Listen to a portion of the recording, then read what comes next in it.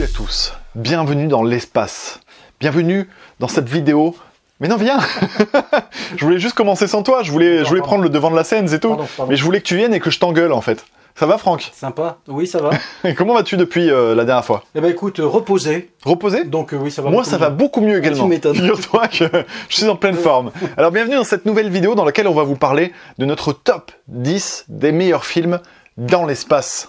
Pam, pam, pam, pam, pam, pam, pam, pam. Ah, c'est fini. Et donc, ce qu'on va faire, Franck, c'est qu'en fait, on va s'y prendre, on va faire chacun notre tour. On va énoncer du 10e jusqu'au premier, pour qu'il y ait un peu de suspense, que les gens n'en puissent plus, tu vois, qui sont en train de se ronger les ongles devant leur ordinateur, devant leur PC, devant leur téléphone, devant leur télévision, devant leur vidéoprojecteur. Bref, qui regardent cette vidéo, en fait, c'est ça qui compte. Hein. Voilà. Le reste, on s'en fout un petit peu. Alors, il y a beaucoup de films dans le genre science-fiction, voyage dans l'espace qu'on a vu. Ce qu'on va faire, c'est que là, vraiment, on va vous parler des 10 qui nous tiennent le plus à cœur. On ne dit pas forcément que c'est les 10 meilleurs, mais en tout cas, c'est très subjectif, encore une fois. Mais c'est les 10 films que vraiment, qui nous ont le plus marqué. Hein, c'est très personnel, mais par contre à la fin de cette vidéo on vous fera un petit listing, on va vous passer les jaquettes de films qu'on vous conseillerait de voir pour tous les mordus du genre, hein, tous ceux qui ont envie encore plus d'étoiles dans les yeux, c'est beau hein. Et ben voilà, vous pourrez piocher dans tous les petits films qu'on va vous proposer à la fin. T'es prêt Franck? Oui. Eh ben Franck, à toi l'honneur. Quel serait ton top 10, du coup en commençant par le 10e film? Alors le 10e, alors j'ai hésité entre deux. Ah, ça commence bien. Non mais c'est le seul... Attends, est-ce que tu es pas en train de m'enfler et qu'au final tu vas citer 11 films dans l'histoire? Parce que j'ai hésité entre deux, celui-là, et au final tu vas dire les deux quoi. Je vais dire les deux. Non mais bon, j'ai retenu Explorers de Joe Dante. Ouais. Donc voilà, ces histoires de gamins qui Je comprends que tu l'aies retenu. D'un circuit électrique qui... Alors on ne sait pas par quel truchement, parce que dans les années 80 avec un ordinateur on pouvait tout faire quoi, soi-disant, et qui arrive à construire une espèce de sphère de protection autour de laquelle ils construisent leur navette spatiale pour aller explorer l'espace. Moi j'avais adoré toute la première moitié de ce film là, et la deuxième moitié et la fin m'a pas plu du tout. Ouais, alors ouais, faudrait que je le revoie ce truc là, parce que quand même c'est sorti il y a un moment, ça fait partie de ces films qui ont un charme de fou. Et je pense qu'il mériterait... Mais en fait, la fin, en fait, le film, les studios ont voulu sortir le film pour l'été, donc ils ont voulu accélérer la sortie, et donc du coup, ils ont bâclé la fin, quoi. Tu sais que Joe Dante est un vrai malheureux, parce que lui, c'est l'histoire de sa vie, ça. Le fait d'être cuté, de se voir imposer des choses. Et du coup, pour compenser la fin que j'aime pas, j'ai pris un autre film qui me plaît beaucoup, qui se passe un peu dans l'espace, mais pas beaucoup. Tu vas encore m'enfler, ça va... Vas-y. Starship Troopers de Paul Verhoeven. Ah, putain. Alors, tu sais quoi, hors sujet. Ouais, mais je te buzz, je retiens Explorer, mais pas Starship Troopers. Si, parce qu'il voyage de la Terre vers cette planète où commence pas à m'embrouiller, Franck. Je me sens d'humeur. Mais bon, Explorer. Je vais te défoncer la gueule. Voilà. Ouais, Explorers. Alors, Starship Troopers, pour moi, si j'y réfléchis, est-ce que je le mets ou pas dans ce classement? Si je l'avais mis, il aurait été dans les 5 premiers, figure-toi. Sauf que je me suis dit, non, c'est pas le voyage dans l'espace qui prédomine, c'est plus le côté combat contre les extraterrestres. Oui, mais bon, faut voyager Oui, mais du coup, je réutiliserai ce film-là dans un prochain classement qu'on fera des 10 meilleurs films. Donc on garde Explorers. On garde Explorers.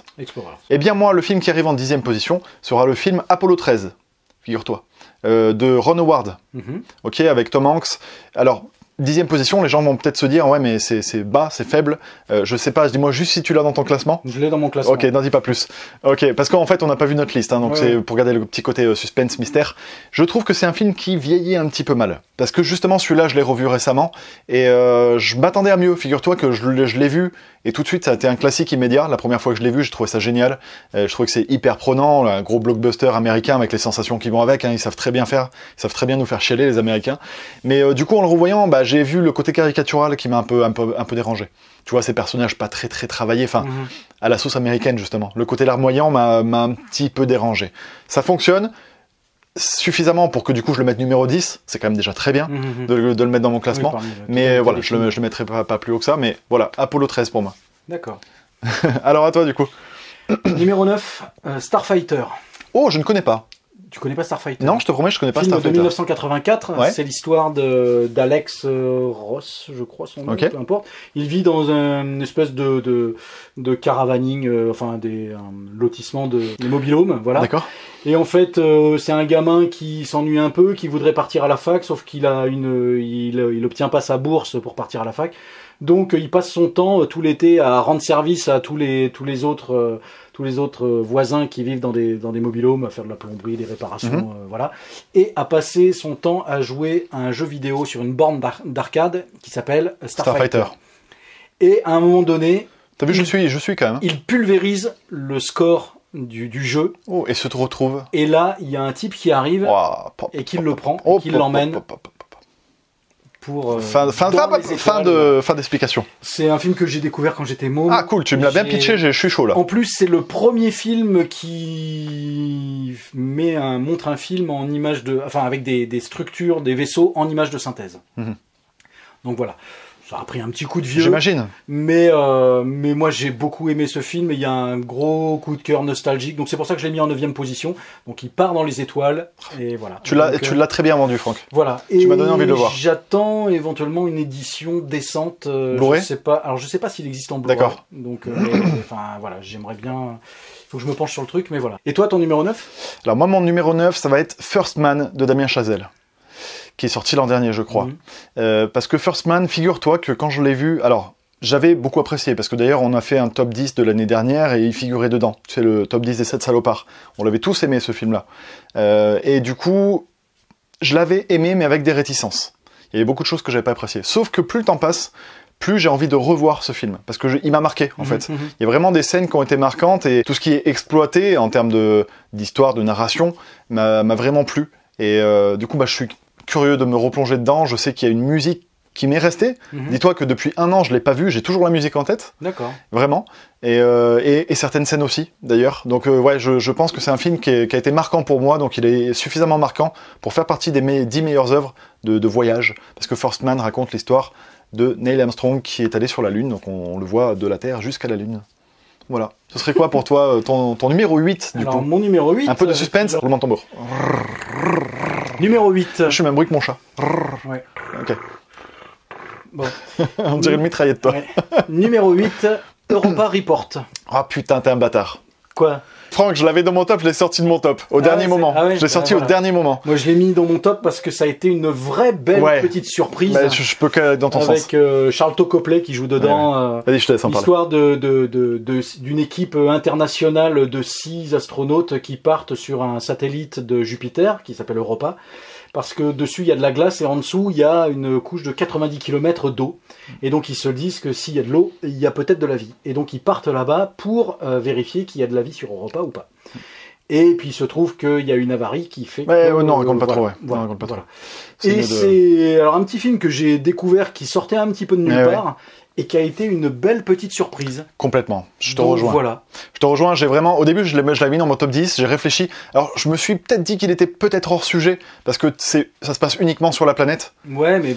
Non, mais après, il est pas du tout hors sujet. Hein. Ouais. Je suis en train de me trouver des excuses pour me dire pourquoi tu l'as viré. Mais non, je te rejoins. C'est un très bon film et j'encourage vraiment les gens aussi à aller le mater parce que c'est une petite surprise. On peut dire une série B. C'est un film qui était, je crois, sorti en direct ou DVD. Ouais, il me semble. Et il n'était pas sorti sur le grand écran. Et du coup, il a fait gros bruit parce que tu vois, tu le connais, je le connais, et je suis sûr qu'il y en a plein parmi vous qui le connaissent. Un œil pour ceux qui connaissent pas à l'occasion, quoi. Il faut. C'est bien sympa. Et toi, ton 8e ? 8e. Alors je sais que je suis sûr, tu sais quoi, je lance un petit pari. Je pense que c'est un film que tu as inclus dans ton classement, mais qui sera bien plus haut pour toi. Moi, 8e, ce sera L'étoffe des héros. Oui. J'en étais sûr. Tu sais quoi, j'ai presque envie de te laisser en parler, mais je te laisserai en parler au moment où ce sera ton top. Parce que, alors, L'étoffe des héros, ça date de quelle année ? C'est 1983, 84, quelque chose comme ça. Ouais. C'est Philippe Kaufman qui le réalise, qui avait fait l'invasion des profanateurs avec... D'accord, que je n'ai pas vu, l'invasion des profanateurs. Avec Donald Sutherland, t'as pas vu ça ? Non. Vois-le, il est bien. D'accord, très bien. De Philippe Kaufman. Déjà, d'une part, il faudrait que je le revoie, parce que il m'a marqué, mais ça me fait un peu l'effet Apollo 13, si tu veux. La sensation d'avoir un film qui est un culte instantané, qui marque l'histoire du cinéma sans aucun souci, mais qui, par ses, j'allais dire ses défauts de l'époque. À l'époque, quand c'est filmé, c'est pas des défauts. Sauf qu'avec le temps, avec le recul, il y a beaucoup de choses du cinéma des années 80-90 qui paraît comme étant des défauts. Est-ce que tu vois ce que je veux dire quand je dis ça ? Non. Non, mais si, enfin, c'est la patine du temps, comme le film peut sembler avoir un brin vieilli. Oui, mais alors je parle pas de vieillissement en termes de qualité d'effets spéciaux ou d'image, parce que ça je m'en fous. C'est plus dans le traitement des personnages, dans le traitement des actions, où c'est des trucs que... T'es pas forcément d'accord avec ça ? Non. C'est pas... Moi je l'ai revu il y a pas très très longtemps et Mais j'en parlerai quand. Oui, c'est ça. Et à la différence de moi je l'ai pas encore revu. Donc je sais que c'est un film qui a compté pour moi et c'est un film qui comptera pour moi, donc je l'inclus dans mon top. En numéro 8 là, dans l'histoire, en numéro 8. Et mais je suis curieux d'avoir ton avis pour l'expliquer un petit peu plus aux gens. Du coup, ton numéro 7, Franck. Eh ben, tu l'as déjà dit, c'est Apollo 13. Apollo 13 pour toi? Ouais, je l'ai mis en 7ème position. D'accord. Après, alors je ne l'ai pas revu récemment, mais effectivement, c'est un événement marquant de l'histoire de l'astronautique américaine. Et voilà, et puis c'est un pont incontournable. C'est ce que j'allais dire en plus. C'est un film, quand tu demandes aux gens meilleur film de l'espace, ça viendrait en première réponse de beaucoup d'exploration spatiale. Ouais. Oui, bien sûr, bien sûr. Mais je pense que c'est vraiment une référence. Ouais. Puis bon, Tom Hanks, c'est bon. La musique de James Horner est vraiment sympa. Moi, j'aime beaucoup les BO de films, et celle-ci fait pas exception. Voilà, donc bon, il n'y a pas besoin d'épiloguer très longtemps. Non, mais tout le monde a déjà vu Apollo 13, ou si c'est pas le cas, vous pouvez le voir. Sans problème, vous allez kiffer. Et toi, ton 7ème? Alors moi, mon 7ème, là pour le coup, je parie que ce sera un qui ne sera pas dans ta liste. Attention. Non, moi, mon 7ème, ce sera Solaris, de Soderbergh. Oui, pas celui de Tarkovsky. Pas celui de Tarkovsky. Pourquoi pas celui de Tarkovsky? Parce que je ne l'ai pas vu, figure-toi. Peut-être qu'il mériterait d'être dans ce classement, mais en tout cas, j'ai vu le remake, et j'ai adoré ce remake. Il m'envoûte, ce film. Quand je le regarde, il m'hypnotise. Faudrait que je le revoie. Il est magnifique visuellement. Il est beau, il est... tu sais quoi? La musique de Cliff Martinez est magnifique. Elle est magnifique. Ouais. Et il y a un truc qui est rigolo, c'est que le doublage de George Clooney est super réussi aussi. Ah ouais, alors ça, Et non mais c'est fou parce qu'il y a des films que tu mates en VF des fois dans ta vie, et tu gardes l'empreinte de la VF. Tu sais, un peu comme quand ceux qui ont vu, je sais pas moi, Les Dents de la Mer avec la VF de l'époque, se disent non mais moi je veux la VO, mais je veux aussi la VF de l'époque parce qu'elle était trop bien. Bah Solaris, moi ça me fait ça, parce que je me rappelle, à l'époque c'était pas le même doubleur de George Clooney qu'habituellement. Tu vois, donc ça m'avait un peu choqué, ça m'avait un peu dérouté, et en fait le doublage est magnifique, il y a une voix grave, bien rassurante et inquiétante à la fois, et du coup, je me disperse trop là, mais le film propose une réflexion et une intrigue suffisamment tordu pour que tu comprennes pas tout au premier visionnage, et en même temps tu comprends l'essentiel, et moi j'ai été emporté dans l'espace avec eux quoi. Donc ouais, Solaris, c'est un gros coup de cœur pour moi. Franck, du coup ton numéro 6. Sunshine de Danny Boyle. Eh bien c'est un joli ex-aequo. Ah oui. Numéro 6 également pour moi, Sunshine de Danny Boyle. C'est fou, tu vois, alors te connaissant, j'étais persuadé, alors je me doutais que tu aimais ce film, mais j'étais persuadé que tu l'aurais mis plus bas. Eh ben, je l'avais mis plus bas et je l'ai remonté. Ok, vas-y, pour quelle raison? En fait, il y avait Apollo 13 qui était à la place de Sunshine, et en fait, je trouve Sunshine quand même beaucoup plus intéressant en termes de réflexion, même philosophique, spirituelle et tout. Complètement. Sunshine, il a un charme puis de fou. Il mérite plusieurs lectures, plusieurs visionnages pour s'imprégner du truc. C'est un film qui, la première fois que je l'ai vu, il m'avait pas plus emballé que ça. Et puis on m'a chaudement conseillé de le revoir. Moi j'étais amoureux dès le premier visionnage. Et là j'ai vraiment aimé ce film. Donc c'est l'histoire pour ceux qui ne l'ont pas vu, d'une équipe qui va faire quoi d'ailleurs? Qui va faire exploser le soleil. Ouais, c'est ça, En fait, le soleil menace d'éradiquer la vie sur Terre, en gros. Donc ils sont obligés d'aller faire une explosion dans le soleil, soit pour lui redonner vie, je crois, justement, pour qu'il continue de brûler, quoi. Pour lancer l'activité. Voilà, pour lancer l'activité. En tout cas, c'est pas tant l'histoire, même si elle est géniale, c'est plus vraiment là encore la réalisation de Danny Boyle qui est excellente, et pourtant c'est un film qui a de gros défauts. C'est pour ça que je disais tout à l'heure, c'est un film qui est vraiment charmant, c'est parce que malgré ses défauts qui sont quand même assez lourds, notamment la fin, elle peut être reprochable, cette fin, il y a vraiment des choses qui se dégagent, mais qui te marquent la rétine comme le soleil dans le film Au héros.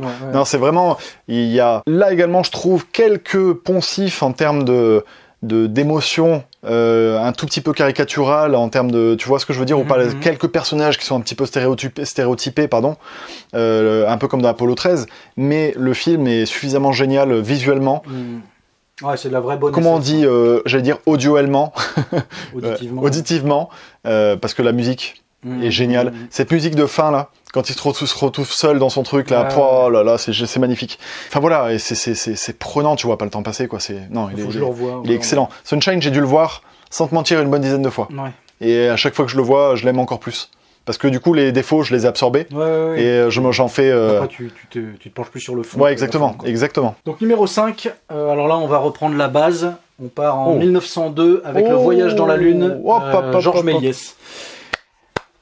Non, c'est bien parce que tu y as pensé. Ben oui. T'es un bâtard parce que là tu joues fin, c'est bien. Je joue fin. Oui, tu joues fin parce que moi j'aurais pas pensé à citer ce film, mais oui, maintenant que tu le dis, voyage dans la effectivement. Lune, ouais. Oui, c'est vrai. C'est du voyage dans l'espace, C'est vrai. Bon, après, Combien de temps ça dure le voyage dans la Lune de Georges Méliès? Je sais pas, ça dure pas très longtemps. On était en train d'essayer de regarder combien de temps il durait, mais on n'a pas trouvé. Ouais. Non, mais il me semble que c'est 16 minutes, enfin ça dépasse pas le quart d'heure, quoi. Ouais, t'es un bâtard. Voilà. Donc, T'es un bâtard. il se trouve très facilement, vous pouvez le trouver libre de droit sur... Puis surtout, c'est une vraie redécouverte du cinéma. C'est l'origine du cinéma. Voilà, l'origine du cinéma, donc c'est forcément... le premier film de science-fiction. Il faut qu'à un moment donné, vous regardiez au moins un court-métrage de Méliès, juste pour voir comment on a créé les choses, parce que ça... Voilà, c'est ça. Donc voilà, le voyage dans la Lune. Le voyage dans la Lune. Et toi, en numéro 5 En numéro 5... Je suis en train de réfléchir à est-ce que c'est un film que tu auras cité ou pas. Il m'en reste 4 à citer. Je pense que oui, parce que je connais un peu le bestiau. Wall-E. Eh ben, figure-toi que je voulais le mettre et puis finalement je l'ai pas mis. Alors moi je le mets en numéro 5. J'étais pas trop sûr parce qu'en fait, le gros de l'action se passe sur Terre. C'est pas vraiment Je suis pas d'accord avec toi. Je suis pas du tout d'accord avec toi. Le gros de l'action ne se passe pas du tout sur Terre. Entre Wall-E et Eve et puis avant qu'ils partent. Oui, mais ça dure 20 minutes. Mais c'est pas vraiment, l'objet, c'est pas vraiment le voyage. Tu vois, il y a l'exil des humains qui ont quitté la Terre parce qu'elle était trop polluée. C'est un film qui parle de 10 000 choses, pas uniquement du voyage, mais quand même, c'est un voyage. Tu pars de la Terre, tu finis dans l'espace, et surtout, ce qui est rigolo, c'est que, ils n'ont d'autre destination finale que de revenir sur Terre. T'es en train d'essayer de m'embrouiller, Franck. Non, mais parce que dans Sunshine, ils espèrent revenir sur Terre aussi. Oui, mais ils vont quelque part. Là, c'est quoi, j'aimerais bien qu'on s'engueule. Comme ça, moi, ça fera le buzz. Pas matière à s'engueuler, mais moi, Wall-E, c'est un film que j'aime d'amour. Wall-E, ça a été un coup de cœur immédiat. C'est un de mes Pixar préférés. C'est une histoire d'amour comme j'en ai peu vu au cinéma. Enfin vraiment, c'est voilà. Surtout qu'il se passe de paroles et. Mais c'est ça, je veux dire, c'est quasiment muet. C'est quasiment muet. Il arrive à te faire ressentir des émotions dingues. Et ce qui est rigolo, c'est que du coup, c'est une machine qui te procure des émotions humaines. Et c'est ça qui est vraiment super bien fait. Wall-E, tu sais quoi, c'est un film là encore qui se perd parce que j'en parle beaucoup avec des jeunes parce que je travaille avec beaucoup de jeunes et quand entre 16 et 25 ans, à tout casser. Et du coup.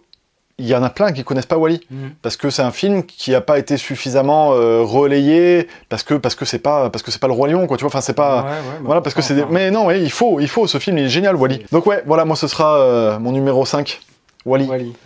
Voilà. Je suis content de l'avoir mis. Ça m'étonne. Alors là par contre, ça devient chaud bouillant, on rentre Franck dans le numéro 4. Numéro 4. Ce serait quoi pour toi? Gravity, d'Alfonso Cuarón. C'est un nouvel ex-aequo. C'est un nouvel ex-aequo. Gravity. Comme quoi, on a des goûts quand même assez similaires. Ouais, Gravity pareil. Vas-y, je te laisse en parler. Bon, non, mais pour la prouesse technique, pour la musique, pour l'émerveillement de la rétine. Je te laisse galérer, t'as remarqué ou pas? C'était un des rares films qu'il faut avoir vu en 3D au cinéma. Ouais. Après, on lui a reproché une absence de scénario, on lui a reproché Non, mais ça c'est des conneries.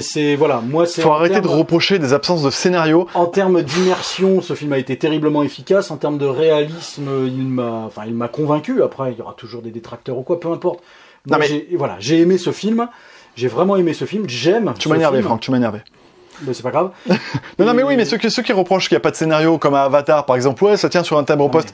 On s'en fout. Si l'histoire est suffisamment passionnante pour que ça nous tienne. On parle puis c'est complètement subjectif, on parle de no top. Donc, Oui, non, mais même sans parler de ça. Un film, c'est pas parce qu'il raconte l'histoire d'amour entre deux êtres qui sont éloignés, qui sont séparés, et qu'il y en a un qui revient sur Terre. Ça suffit, c'est suffisant pour faire un bon film. On s'en fout qu'il y ait des rebondissements dans tous les sens, des histoires de X ou Y. On s'en fout. Avatar, c'est peut-être, ça tient sur un post-it, mais c'est largement suffisant pour faire un putain de film excellent. Donc, pas que sur un post-it. Oui, mais t'en as qui vont te dire ça. Oui, mais c'est l'histoire de Pocahontas. Oui, d'accord. Ouais, va faire durer Pocahontas 3h30 sans que ce soit chiant. Non, mais c'est pareil. Gravity, c'est pareil. L'histoire, elle tient en 2 lignes, mais pourtant le film, il se tient vraiment en 1h20. Il est terriblement efficace. Et puis je crois que c'était une des premières fois qu'on voyait à l'écran l'espace sans bruit. C'est vrai. C'est vrai. C'est ce que j'ai adoré dans ce film-là, c'est que le silence est très pesant et ça crée une espèce d'ambiance, de tension et de solitude. Moi, c'est ce que j'aime dans les films qui sont dans l'espace, c'est cette sensation d'abandon, de perte, mais d'abandon dans le mauvais sens du terme. Tu vois, c'est-à-dire que tu te sens perdu, tu te sens seul, tu te sens vraiment seul, comme dans un cauchemar. Tu vois. Bah, c'est ça, c'est là que tu te rends compte que l'espace, c'est pas aussi glamour que t'as dans Star Wars. Quoi. Ouais, c'est ça. Il y a un côté mortuaire, quoi. T'es dans un... Non, mortuaire, vraiment. Ouais, le côté létal qui accentue le côté tragique des événements. Quoi. Gravity, c'est à la fois une prouesse technique, parce qu'il faut le dire, c'en est une. C'est une prouesse visuelle, je trouve aussi, mais honnêtement, s'il n'y avait pas ça, si tu t'enlèves la 3D, tu regardes le film en 2D, c'est quand même un putain de film. Il passe très bien en 2D. Hein. Non, il passe très bien, et l'histoire, le rapport entre les deux personnages, le rapport même du personnage principal, juste elle, se tient. Tu peux aimer le film rien que pour elle. Franchement, parce que c'est une vraie histoire, il y a un vrai développement du personnage. Il y a un développement du personnage. Donc t'écris un scénario en une ligne, peut-être, mais un développement du personnage. Donc ça suffit. Faut arrêter. Bref, voilà. Gravity numéro 4 pour tous les deux. Effectivement. Alors là, roulement de tambour. Numéro 3. Numéro 3. Franck, quel est ton numéro 3 ? L'étoffe des héros. L'étoffe des héros. Bah vas-y, tu peux en parler, fais-toi plaisir, parce que moi j'en ai pas parlé suffisamment bien. C'est toute l'histoire de l'aéronautique, de l'invention de l'avion jusqu'à la conquête spatiale. Il y a une approche documentaire, c'est passionnant, c'est vraiment passionnant. Moi j'aime ce film. C'est un film qui a une valeur éducative énorme. Je trouve que tu apprends plein de choses. C'est bien joué, c'est bien interprété. Tu ressens toutes les tensions liées au risque d'accident, tous ces essais, tous les dangers auxquels ces gens-là se sont confrontés. Ce sont vraiment des héros, quoi. Tu comprends vraiment le titre. Ah oui, complètement. Il porte bien son nom. Ouais. Pour moi, c'est un film essentiel dans tout ce qui touche à la conquête spatiale, à la conquête de l'espace, quoi. Voilà, enfin, il n'y a pas grand-chose de... Non, mais en fait, je rebondis pas sur ce que tu dis, parce que je suis en train de me dire que je suis presque persuadé qu'on va avoir le même top, la même trilogie finale. Non. Non ? Non. D'accord. Ah mais non, fatalement non, parce que le numéro 3, mais après les deux premiers, ça sent le roussi pour les deux premiers. Si vous voulez du suspense, à mon avis, c'est mort. Non, c'est pas, enfin, bref, non, mais je sais pas dans quelle ordre tu les as mis. Ouais, bon, voilà. Bon, je te connais, Franck. Numéro 3, Ad Astra. Bah voilà. Numéro 3, Ad Astra, parce que je l'ai vu récemment et qu'il m'a bouleversé, dans le bon sens du terme. Non, parce que je pense en plus, c'est con de dire ça, mais je pense qu'en le revoyant, je l'apprécierais encore plus, alors que déjà, j'ai vraiment kiffé. Parce qu'en fait, à peine j'étais sorti du film, je voulais le revoir. J'avais ce sentiment de me dire non, je veux y retourner, quoi. J'ai pas pu y retourner par manque de temps, mais je le ferai. Et je l'ai suffisamment aimé dès le premier visionnage pour me dire que c'est un film qui restera gravé, comme peut l'être mon numéro 2, par exemple. Donc du coup, Franck, quel est ton... Alors, juste parce que vous voyez cette vidéo, vous la voyez peut-être un an après qu'elle ait été faite, Ad Astra, j'en ai fait la critique sur la chaîne, donc n'hésitez pas à aller voir la critique pour savoir vraiment ce que j'en pense. Voilà. Du coup, Franck, ton numéro 2 ? Mon numéro 2 est un film de Christopher Nolan. C'est un ex-aequo. Interstellar pour moi aussi. Ouais. J'adore ce film. J'adore ce film. C'est tout dans le rythme, dans la mise en scène, dans la musique. Ça me fiche les poils à chaque fois. Moi aussi, pareil. Ce film, il a le côté Indiana Jones de l'espace. C'est-à-dire que, tu sais, quand tu vas de monde en monde et que tu découvres un univers, j'ai ressenti ça. Le côté découverte, tu sais, d'un monde inconnu. Ah, puis il y a vraiment la dimension d'exploration. Oui, c'est ça, l'exploration. Ouais. L'exploration, c'est vraiment ce qui est passionnant. Et puis le côté l'amour, le message. Je suis allé le voir 2 fois de suite au cinéma. J'ai adoré ce film. Et j'aurais même aimé qu'il y ait une version encore plus longue. Parce que, mais carrément. Mais carrément. Pourtant, il est bien assez long déjà, mais je sais pas combien de temps il dure. Mais, oui, il fait bien 2h40. Mais j'adore ce film. Ça a été une bombe quand il est arrivé au cinéma. Tu vois, il y a des films, on en parle souvent, Franck, ensemble, en se disant, on aimerait bien ressentir justement ce côté. Tu vois un film et instantanément, tu sais que il te marque tellement. Moi, ça me l'a fait avec Ad Astra, justement. C'est un film qui va compter pour l'histoire du cinéma, quoi. C'est ça. Et du coup, Interstellar, tu sais que voilà, il reste gravé, il restera longtemps dans le top 10, quoi. Ça, c'est certain. Alors, verdict. Il y a trop de suspense pour le numéro 1. Le numéro 1, c'est film d'un petit. On essaie de le dire en même temps. Qui a pas fait beaucoup de films. Ça commence par un 2. Et puis un 1000, et puis un 1. 2001. Et puis c'est l'autre, 2001. Ouais, bah oui, ça c'est... 2001, Odyssée de l'espace. Que dire ? On va peut-être pas en parler même, parce que je pense que tout a été dit sur ce film. Ouais, et puis je pense que 2001, l'Odyssée de l'espace, c'est une expérience personnelle. Donc chacun va y trouver son compte ou pas, parce qu'il y a des gens... Ouais, bien sûr, on peut passer à côté complètement, ça peut se comprendre. Moi, j'adore ce film. Moi aussi. Ce film. Moi aussi, il est sorti en 4K récemment. Oui. On le redécouvre en 4K, on se reprend une nouvelle claque. Tu l'as revu depuis en 4K ou pas? Non. Bah, t'as de la chance. Ouais, t'as de la chance parce que tu vas reprendre une nouvelle claque. Et voilà, ce film, c'est un film qui traversera le temps. Il traversera le temps. C'est un film majeur de l'histoire du cinéma. Et à chaque fois qu'il traversera le temps, il va marquer des spectateurs. De toute façon, c'est aussi simple que ça. Quand il est sorti en 1969, on n'avait jamais vu ça à l'écran, quoi. Ouais. On n'avait jamais vu ça sur un écran de cinéma. Ouais, mais encore aujourd'hui, quand tu le regardes, tu te dis que finalement, on n'a pas fait mieux. Et s'il est numéro 1 de notre top, tu vois, on est en 2019 et ça durera longtemps. C'est que vraiment, le film est extraordinaire, il raconte beaucoup de choses. Et je comprends tout à fait qu'ils puissent laisser certains de côté, et qu'il y ait certains qui soient réticents à ce cinéma-là, parce que c'est quand même assez contemplatif, assez lent, assez expérimental même, on peut dire.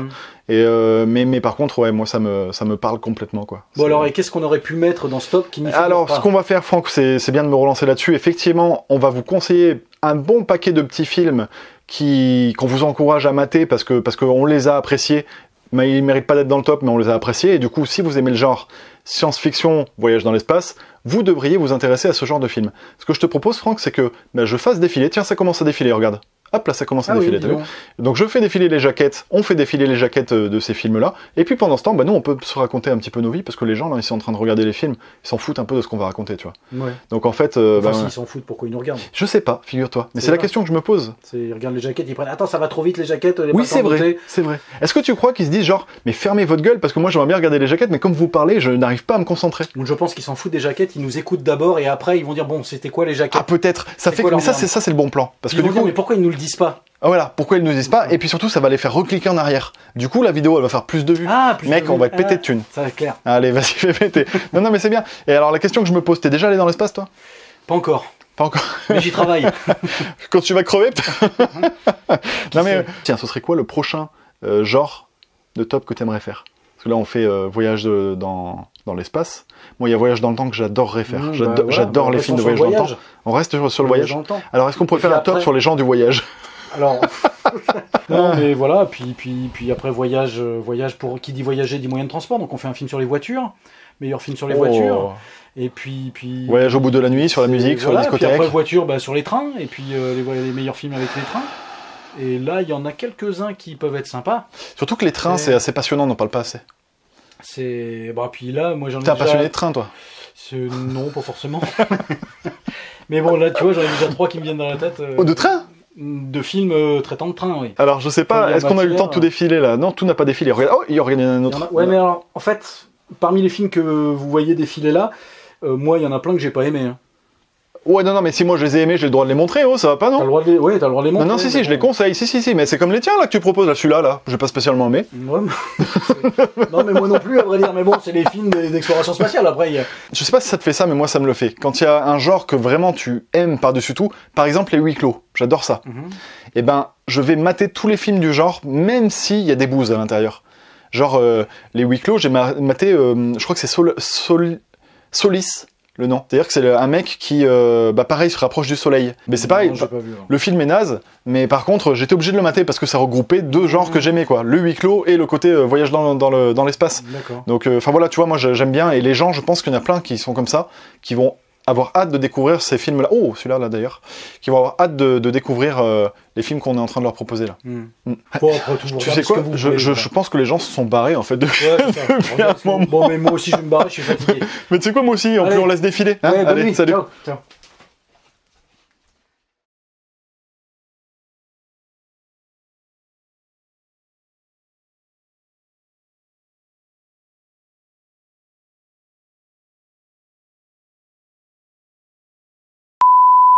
Il y a beaucoup de films qu'on a vus dans le genre science-fiction, plus particulièrement dans le voyage dans le temps. Donc là, on va vraiment... Dans l'espace.